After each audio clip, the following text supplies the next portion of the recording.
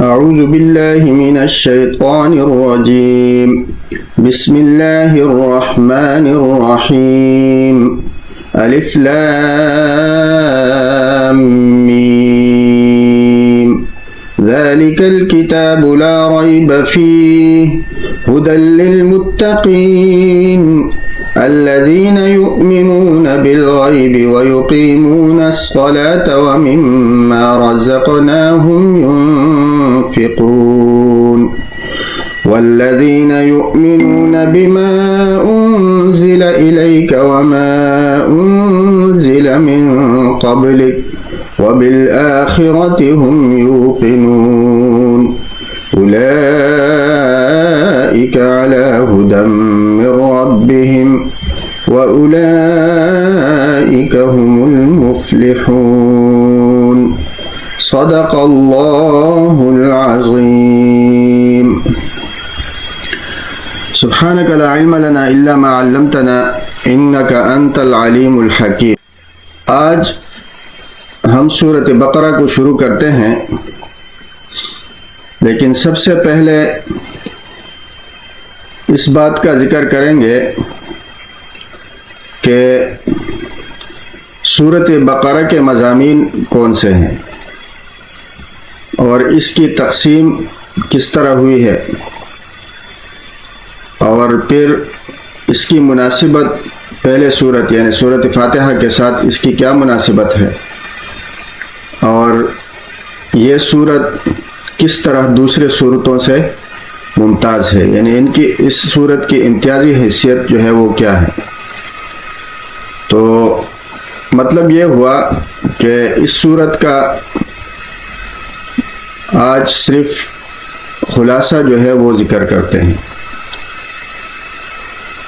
تو مضامین کی طرف آتے ہیں. اس میں تقریباً 8 مضامین کا ذکر ہوا ہے، جس میں 4 مضامین صراحتاً ذکر ہوئے ہیں اور 4 مضامین اس کے ضمن میں ذکر کیے گئے ہیں. ان میں سے سب سے پہلے توحید کا ذکر ہے کہ توحید کا صراحتاً ذکر کیا گیا ہے اور توحید کے اوپر دلائل پیش کیے ہیں. قرآن کریم کا یہ طریقہ ہے کہ کسی بات کو اگر ذکر کرتے ہیں اور اس پر اعتراض آتا ہے تو اس اعتراض کو دفع کرنے کے لیے 2 طریقے استعمال کرتے ہیں. ایک طریقہ یہ ہوتا ہے کہ آپ کا اعتراض غلط ہے، آپ کی جو بات ہے وہ غلط ہے، لہٰذا ہماری بات صحیح ہو گئی. اور دوسرا طریقہ یہ ہوتا ہے کہ اس کے اوپر دلیل پیش کرتے ہیں، دلیل عقل سے یعنی دلیل عقلی یا نقلی، یا پچھلے زمانوں میں جو ماضی میں جو حالات آ گئے تھے ان حالات سے اگر کوئی دلیل نقل کرتے ہیں تو اس کو دلیل نقلی کہتے ہیں. ماضی کا کوئی واقعہ ہو تو اس سے دلیل پیش کیا تو دلیل عقلی یا دلیل نقلی کو پیش کرتے ہیں اور اس سے یہ وضاحت کرتے ہیں کہ دیکھو ہماری بات صحیح ہے اور تمہاری جو بات ہے وہ غلط ہے، ہماری بات ثابت ہو گئی اور تمہاری بات غلط ہو گئی. تو یہ طریقہ ہے قرآن پاک کا. تو توحید کا ذکر ہوگا، دلائل عقلی کا ذکر ہوگا، دلائل نقلی کا، اور اس طرح صداقت کتاب کا اور ایمان بالآخرہ کا. اور یہودیوں کے جو ماضی کے واقعات ہیں وہ ذکر ہوں گے کہ انہوں نے اللہ اور رسول کی بات نہیں مانی تو ان کی جو ناپاکی ہے وہ بیان ہوگی کہ ان کو اس دنیا میں بھی عذاب دیا گیا اور آخرت میں بھی ان کو عذاب دیا جائے گا. تو اس سے ہمارے لیے یہ سبق ہے کہ ہم نے بھی اگر اللہ کے رسول کی بات نہیں مانی تو ہمارے لیے بھی اس طرح آخرت میں پھر عذاب ہے. تو ایمان بالآخرہ کا ذکر ہو گیا اور صداقت کتاب کا بھی ساتھ ساتھ ذکر ہوگا کہ یہ کتاب جو ہے یہ سچی کتاب ہے اور یہ اللہ اور رسول کی کتاب ہے. تو پھر ولما جاءہم رسول من عند اللہ، یعنی 100 آیات کے بعد، 100 آیات تک تو توحید کی بات ہوگی، 100 آیات کے بعد پھر اس بات رسالت کا ذکر ہوگا اور اس پہ جو کافر ہے اور جو یہودی ہے ان کے طرف سے جو اعتراضات ہے انہوں نے چند ایک اعتراضات کیے ہیں تو ان کا جواب دیا جائے گا. مثلا انہوں نے ایک اعتراض یہ کیا کہ پہلے آپ بیت المقدس کے طرف نماز پڑھتے تھے تو ابھی آپ یعنی خانہ کعبہ بیت اللہ شریف کے طرف نماز پڑھ رہے ہیں، تو یہ آپ صحیح نہیں کر رہے کہ کبھی آپ کا جو بیانیہ ہے وہ ایک ہے، کبھی جو ہے وہ دوسرا ہو جاتا ہے، تو آپ نے یہ جو تبدیلی کی یہ صحیح نہیں ہے۔ تو اس کا جواب دیا جائے گا کہ میں تو اللہ رب العزت کا میں تابع ہوں، اللہ پاک نے مجھے پہلے وہاں کا حکم دیا تو میں اس طرف نماز پڑھ رہا تھا، اب یہاں کا حکم ہے تو میں اس طرف نماز پڑھتا ہوں، میں اپنی طرف سے کوئی کام نہیں کرتا بلکہ میں اللہ کا تابع ہوں۔ اور اسی طرح ایک اور اعتراض ہوگا کہ داؤد علیہ السلام اور سلیمان علیہ السلام جو ہے وہ آپ ان کے ساتھی ہیں اور ان کے باتیں آپ کرتے ہیں تو وہ تو جادوگر تھے، تو اس کا بھی جواب دیا جائے گا کہ تمہاری جو بیانیہ ہے اور تمہارا جو یہ اعتراض ہے یہ بالکل غلط ہے۔ داؤد علیہ السلام اور سلیمان علیہ السلام وہ جادوگر نہیں تھے اور میں ان کے ساتھ ہوں، اس لیے میں ان کے ساتھ ہوں، اور وہ انبیاء علیہ السلام میں سے تھے۔ اور ایک اور اعتراض ہوگا کہ دیکھو اللہ پاک ہمیں کیوں نہیں کہتے کہ آپ رسول ہیں، اللہ پاک ہم سے خود کلام کرے، تو اس کا بھی اسی طرح جواب دیا جائے گا کہ دیکھو جب دنیا کا بادشاہ جو ہے وہ کوئی اعلان کرتا ہے تو وہ اپنے لیے قاصد مقرر کرتا ہے اور ہر ایک کے دروازے کو نہیں کھٹکھٹاتا،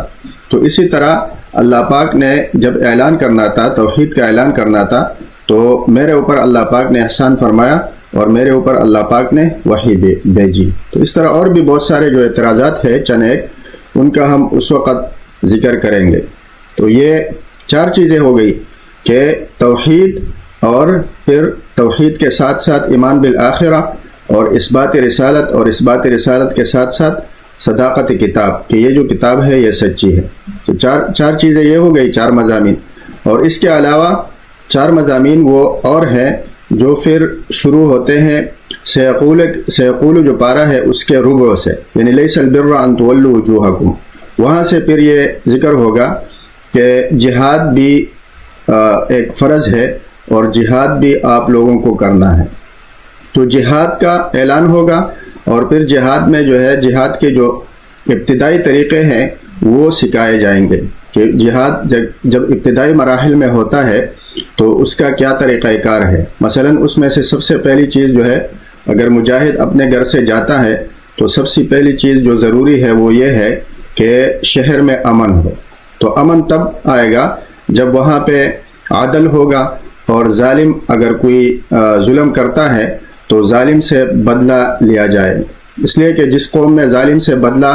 لینے کا جو ہے وہ رواج نہ ہو تو اس قوم میں پھر بے غیرتی ہوتی ہے اور وہ بے غیرت ہو جاتی ہے۔ تو ظالم سے بدلہ ضروری ہے تاکہ قوم بے غیرت نہ ہو اور تاکہ شہر میں امن ہو، اور جب امن ہوگا تو مجاہد آرام سے وہ جہاد کے لیے جا سکے گا۔ تو جہاد کا ذکر جو ہے وہ شروع ہوگا، اور اس میں جہاد کے ابتدائی مراحل بیان ہوں گے سورہ بقرہ میں۔ پھر سورہ نساء میں جہاد کے درمیانہ مراحل جو ہے وہ بیان ہوں گے کہ امیر اور مامور کے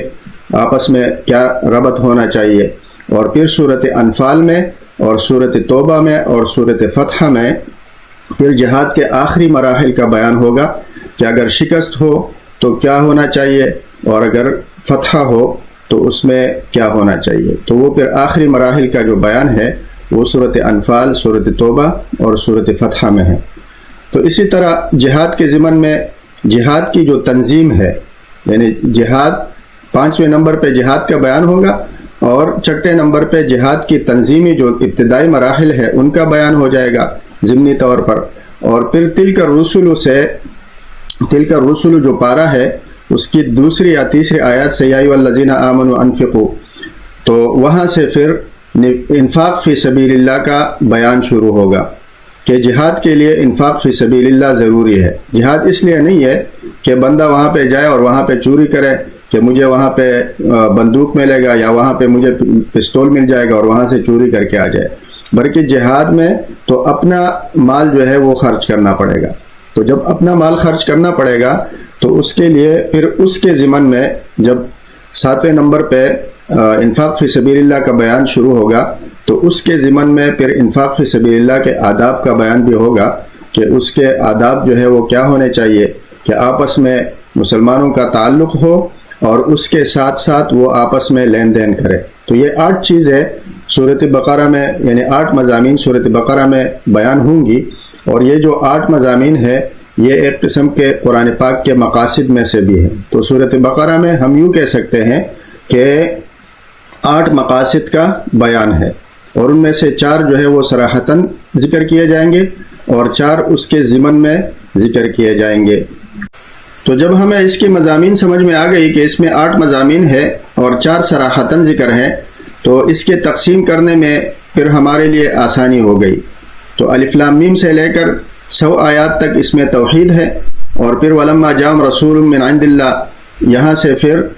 سیقول کے ربع تک، وہاں تک پھر اثبات رسالت ہے، اور پھر لیس البر ان تولوا وجوہکم، وہاں سے پھر جہاد کے مسائل شروع ہوتے ہیں، اور اس کے ضمن میں ابتدائی مراحل ہے، اور پھر یا ایھا الذین آمنوا انفقوا جو تلک الرسل کا پارہ ہے، وہاں سے پھر انفاق فی سبیل اللہ کا ذکر ہے۔ تو اس طرح سورۃ بقرہ 4 حصوں میں ہم تقسیم کر سکتے ہیں۔ اس کے بعد یہ ہے کہ یہ سورت، اس کی مناسبت پہلی سورت جو سورۃ فاتحہ ہے اس کے ساتھ کیا ہے، اور اس کا جو ربط اور مناسبت ہے وہ اس طرح ہے کہ سورۃ فاتحہ میں جیسے کہ ہم نے وہاں پہ کہا تھا کہ الحمدللہ میں سے مراد یہ ہے کہ اللہ پاک خالق ہے، تو جب اللہ پاک خالق ہے تو سورۃ بقرہ میں اس کا ذکر ہوگا کہ اللہ پاک خالق ہے، اور اس کے اوپر دلائل پیش کریں گے توحید کے اوپر۔ تو یہ ایک مناسبت تو یہ ہو گئی۔ پھر رب العالمین میں وہاں پہ جب ہم نے یہ کہا کہ اللہ پاک رب ہے تمام مخلوقات کا، تو یہاں پہ بھی اس کا ذکر ہوگا، اور اس کو تفصیل کے ساتھ پیش کریں گے یا ایھا الناس اعبدوا ربکم الذی خلقکم والذین من قبلکم، کہ تمہیں بھی پیدا کیا اور تمہارے آباء و اجداد کو بھی پیدا کیا۔ اور پھر سورۃ فاتحہ میں الرحمن الرحیم میں جب ہمیں یہ بات سکھائی گئی کہ اللہ پاک سارے جہان پہ رحم کرنے والے ہیں اور ان کی رحمانیت وہ عام ہے، تو اس صورت میں پھر اس کا تفصیل ذکر ہوا کہ والذی خلق لکم ما فی الارض جمیعا سے، کہ اللہ پاک نے یہ جو عالم ہے یہ تمہارے لیے پیدا کیا، تو یہ اللہ پاک کی رحمانیت اس میں آ گئی اور اس کی تفصیل کا ذکر ہے۔ جس طرح سورۃ فاتحہ میں مالک یوم الدین کا ذکر ہوا، تو اسی طرح سورۃ بقرہ میں جیسے میں نے بتایا کہ یہاں پہ ایمان بالآخرہ کا ضمنی طور پر ذکر ہوگا۔ پھر ایاک نعبد میں عبادت کا ذکر یہاں پہ ہوگا، یا ایھا الناس اعبدوا، اللہ کی عبادت کرو، تمام مخلوق کے لیے پھر اعلان ہے۔ اور وَإِيَّاكَ نَسْتَعِينُ میں پھر سورۃ بقرہ میں یہ بتایا جائے گا کہ وَاسْتَعِينُوا بِالصَّبْرِ وَالصَّلَاةِ، اس کا طریقہ بتایا جائے گا۔ اور پھر اهْدِنَا الصِّرَاطَ الْمُسْتَقِيمَ میں جو ہم نے ہدایت مانگی اور اس سے مراد کتاب اللہ ہے، تو یہاں پہ ذَلِكَ الْكِتَابُ لَا رَيْبَ فِيهِ سے ذکر ہوگا، اور هُدًى لِّلْمُتَّقِينَ کہ یہی ہے وہ کتاب جو متقین کے ہدایت کا ذریعہ ہے۔ تو اس طریقے سے پھر صراط الذین انعمت علیہم میں ایک اور مناسبت یہ ہے کہ وہاں پہ منعم علیہ جو تھے ان کا ذکر ہوا اور رجال اللہ کا ذکر ہوا، تو یہاں پر ان کی صفات بیان ہوئی، الذین یؤمنون بالغیب ویقیمون الصلاۃ، یہاں سے ان کے 5 صفات کا ذکر ہوا۔ اور وہاں پہ غیر المغضوب علیہم کا ذکر ہوا، تو یہاں پہ غیر المغضوب علیہم کا تفصیل بیان ہوا کہ ان الذین کفروا سواء علیہم سے کہ یہ گروپ بھی ہے، اور پھر یہودیوں کا جب ذکر کیا یا بنی اسرائیل اذکروا کہ یہود بھی مغضوب علیہم میں ہے، اور پھر اس کے بعد ولا الضالین میں ومن الناس من یقول آمنا باللہ منافقین کا ذکر ہوا۔ تو اسی طرح یہ سورۃ فاتحہ کی مناسبت اور ربط ہے سورۃ بقرہ کے ساتھ کہ سورۃ فاتحہ خلاصہ ہے اور سورۃ بقرہ اس کی تفصیل ہے۔ اس کے بعد اس سورت میں امتیازی حیثیت کیا ہے؟ تو اس سورت کی امتیازی حیثیت یہ ہے کہ جو 8 مقاصد اس میں ذکر کیے گئے ہیں، 4 صراحتاً اور 4 ضمناً، تو یہ باقی صورتوں میں اس طرح نہیں ہے، یہ اس کی انفرادی حیثیت ہے۔ اور دوسری بات یہ ہے کہ اس صورت میں یہودیوں کی جو ناپاکی ذکر کی ہے تفصیل کے ساتھ کہ یہود ایک ناپاک قوم ہے، تو اس طرح اور صورتوں میں اتنا تفصیل نہیں ہے، اگر ہے تو وہ کم ہے۔ اور تیسری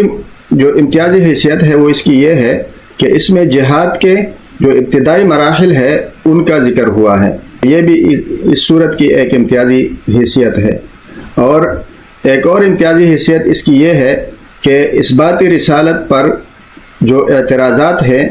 ان اعتراضات کا جواب یہاں پہ دیا گیا۔ باقی صورتوں میں 1 یا 2 یا 3 اعتراض کا جواب ہے، لیکن اتنے زیادہ اعتراضات کا جواب وہ باقی صورتوں میں نہیں ہے جتنے کہ اس صورت میں ہے۔ اور ایک اور امتیازی حیثیت اس کی یہ ہے کہ اس صورت میں انفاق فی سبیل اللہ کے مثالوں کا ذکر ہے، ان کے مثالیں یہاں پہ ذکر کی گئی ہے، باقی صورتوں میں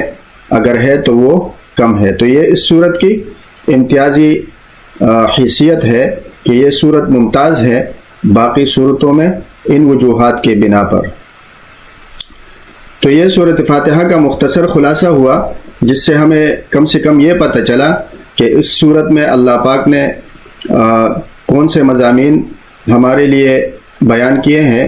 اور ان مضامین میں ہمارے لیے کیا سبق ہیں۔ وآخر دعوانا ان الحمد للہ رب العالمین۔